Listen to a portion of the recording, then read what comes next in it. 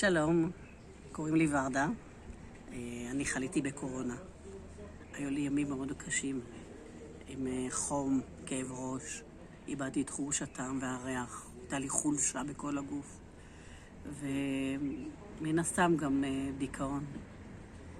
ואז הבן שלי וכלתי סיפרו לי שיש טיפות מחזקות שנקראות חוסן פלוס של נטע. הביאו לי את זה, וביום הראשון לקחתי ממש בוסטים של החומר.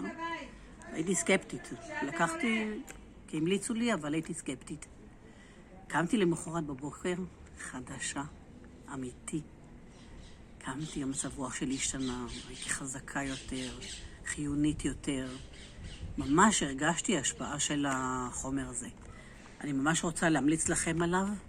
הוא נקרא חוסן פלוס של נטע, וממש מומלץ בכל פה.